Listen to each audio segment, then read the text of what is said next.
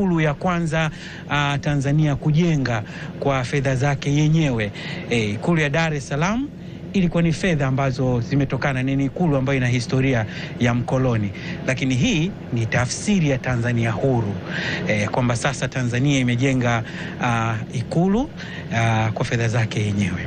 Ni kurudishe katika shughuli hii. Leo ni shughuli maalum ya kuapishwa kwa Rais wa Jamhuri ya Muungano wa Tanzania Samia Suluhu Hassan na Makamu wa Rais Daktari Emmanuel Nchimbi, na tayari wanawasili hapa katika viwanja vya Gwaride, ikiwa ni tayari kabisa kwa shughuli hii. Viongozi mbalimbali kutoka mataifa rafiki, nasema ni mataifa rafiki kwa sababu huwa mataifa rafiki yanaalikana yanapofanya jambo lake.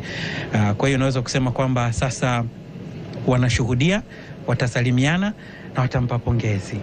Na hii ni pikipiki maalum zile zikiwa zinapamba shughuli yenyewe, kuhakikisha kwamba sasa mambo yamekuwa tayari.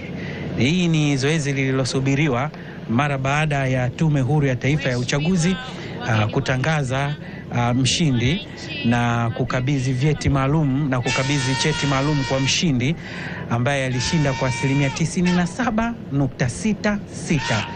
Zoezi lililotarajiwa ni kuapishwa kwa Rais wa Jamhuri ya Muungano wa Tanzania mara baada ya kupewa hati ile ya ushindi, na zoezi linafanyika hapa Ikulu ya Chamwino, na tayari kabisa gari hilo linaonyesha lina bendera ya rais na lina kwa lugha ya Kimombo wanasema plate number, lakini kibao cha mbele ya gari kikiwa na nembo ya rais. Na kwa nini bendera bado inapepea? Kwa kawaida katiba ya Jamhuri ya Muungano wa Tanzania ni kwamba rais aliyeko madarakani atakoma kuwa rais wakati wa kula kiapo, pale anapokula kiapo, ama sivyo afande? Naam, ulichokisema ni sahihi kabisa. Madaraka yake yanakoma pale ambapo bendera itashushwa, lakini akishakula kiapo naam, kuashiria anaanza kipindi kingine. Naam, basi mtazamaji, ni kuachie sasa itifaki ya shughuli ikiendelea, na kama nilivyokuambia mkoko umealeka maua, basi tushuhudie mambo yanavyokwenda.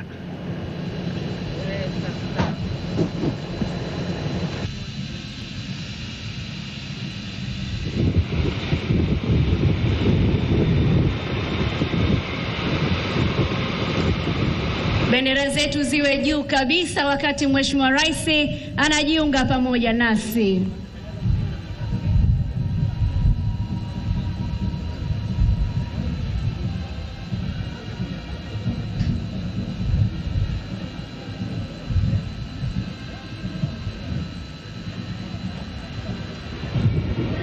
Rais wa Jamhuri ya Muungano wa Tanzania na Amiri Jeshi Mkuu anawasili uwanjani hivi sasa.